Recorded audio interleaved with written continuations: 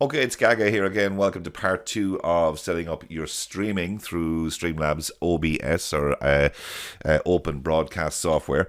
So as you can see, that is me looking a bit worse for the wear after a bit of a nap, and that is my screen. This is my gaming screen. So this is what people see when they log on to me. Now, I'm not going to go into the be right backs or the transitions or anything else. What we're essentially going to do is show you how to personalize your screen for you, okay? Most importantly, webcams. Some people choose to stream from Mixer through their Xbox, and some people choose not to use a webcam, and that's totally fine. That's each person's prerogative. The thing about it is people sometimes like to see who's streaming or what they're streaming or who they are or what they look like and stuff like that. And that can be quite important. So my advice is get a half decent webcam. You can get any good webcam from about $60 upwards. Once it shoots in fairly okay resolution, mine is a 1080 camera, but you can get ones that stream at less rate for less money, because at the end of the day we are all on a budget. Okay, so my one bit of advice, and I see a lot of streamers out there who have so much going on their screen, and there's like fucking glowing stuff and it's animated stuff. What you have to remember, and we spoke about this in my previous video, is your CPU usage. Okay, your CPU usage, as you can see where mine is running at roughly 35% the whole time. That is the most important thing. Okay, if you go above 50, that's where your stream is going to start to run into trouble, and that's where it's actually going to lag a small bit as people are watching it. You need to keep your CPU usage down. Okay, now the most important thing to remember with that, the more you got going on your screen, it might look amazing and it might look lovely and it might look pretty and all that, but at the end of the day, the more you've got on, it means the more your PC is actually working to try and keep that on the screen for you. And you're taking valuable resources from your CPU to keep all these mad animations going on your screen, and it's pointless. You know what I mean? Personally, I think keep it nice and simple, okay? That basically once you've got your name or your logo and your camera and your game and your viewer count, that's all you really need. Okay, you don't need much else. So within Streamlabs, as you can see, I'm using this Facebook. So I've got a basic setup here with just my camera. Okay, as you can see, that's me there, looking really, really, really worse for the wear. Then what you got is you need to make sure that you capture your game. So what you need to do, so we need to put back up display capture for a second so we can see, there we go. So you need to go into sources, okay? Go into sources, and if you look over here, you'll see game capture. That's what you need. So you click on that and add your source. What that will do is when you open up your Xbox streaming app, your Xbox companion app, which you desperately need if you're streaming from Xbox, you need to have that app open. So by using game capture, that will capture, and it will give you the option as well, if you click into it, which is down here. If you open it up into the properties, it'll capture. You go to capture specific window, and then you click on window and look. Now obviously have your Xbox app open, the console companion app, and click on that. That's what that will do for you. Okay, so that's the most important thing, that you need to keep the Xbox app open. Now with that, then that's your gaming capture. That'll capture all your gaming, everything that you want to do. Now we've got that bit out of the way, so now we've actually captured our game. We want to add a few bits and pieces to it. First thing, I suppose, more than anything else, obviously, is your webcam. So you want to add your webcam. You go back into sources again. Then you look for your video capture device. So when you click on that, it will automatically recognize whatever webcam you've got plugged into your PC at that point. Okay, and you choose that, click add source, and it'll bring it in, and then what you have is you've got your webcam running. If I can find it here, where's it gone? Oh yeah, it's in my webcam folder. What I've done, by the way, in case you're wondering, is I've actually put them into all different types of folders.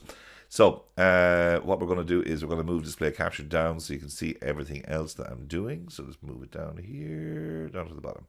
Okay, so that's my webcam. Okay, now another very important thing, obviously if you've got logos and stuff, you can add those by literally going to sources and add image from here. You can go to source, you can add image, you can put in your logo and do everything to your heart's content. Streamlabs comes with an awful lot of pre-prepared screens. Some of them are animated, some of them are static. I would be definitely going along the lines and keeping it static, especially if you're running on a low-end PC. That's the most important thing. Keep it static. Okay, because by keeping it static, it means that you're not having these flashy animations on your screen. You're not taking up the space in your CPU that you could be used elsewhere, and that being for your graphics. Okay, so the other thing that a lot of streamers will use. So obviously you can have a webcam frame. You'll get those in the Streamlabs. They have a wealth of stuff in there. A lot of it now is behind a paywall, but there are a couple of basic ones that you can, that you can use. They're the ones that I would use. Okay. Alert box. Alert box is really handy for one thing and one thing only, to allow you to see something that's happening, or allow other viewers to see something that's happening on your screen. And we will go into this in a different video, but you can have your alerts, which are pretty much standard. So if I just do a quick alert test there, something should come up. It should. So this alert box here, as you can see, excuse me, shows that someone has now followed me, and you can personalize that message. That's for a completely different video, but have that alert box up. Try and keep it centered. Try and keep it there. Moving onwards, we're not going to spend too much time on the intricacies of it. We want to get you set up in streaming, but we don't want to get too bogged down.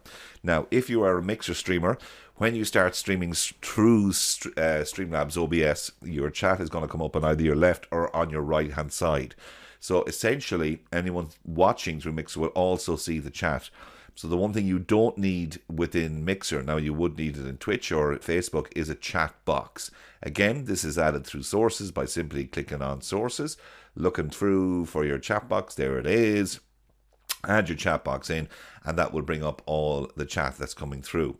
Now, the other thing is your viewer count. You want to see, and you want to let viewers see how many people are actually watching you. So here's your viewer count. Again, that is added via sources. So click on source, you look through the widgets, it's in a widget count, and there's your viewer count. You click on your viewer count. Now, the thing about the viewer count is, depending on what channel you're streaming through, be it Twitch, Mixer, or YouTube, it will actually tell you each of the viewing counts. Now, I'm just going to open it up here to give you an idea. You have an option, as you can see, Twitch viewers, YouTube viewers, or Mixer viewers. Now, obviously, because I only stream on Mixer now, I only use Mixer viewers, but you can click these other two, and it will give you a full rundown of everybody that's watching you from each service. As you can see, if I just click, oh yeah, I've got them taken off, but you click on the one that you want, okay? I don't personally use them, so it doesn't make a difference to me. But if you are a Twitch user and also a Mixer user at the same time by using a different type of service, that's what you need to be doing. You can position that anywhere on your screen. You can also have different images and also sponsor banner as well, which is my little logo down here. And it's just about having a bit of fun with it. But my one bit of advice is keep it simple.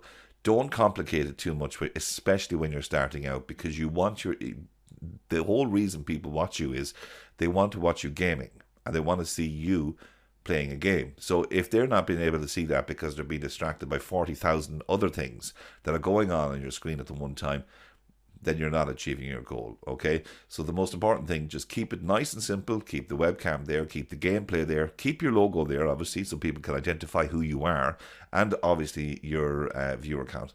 Other than that, don't complicate it too much. That's the most important thing. Please don't go complicating it, because when you start complicating it, you're using up way too much power that could be put elsewhere on your PC, okay?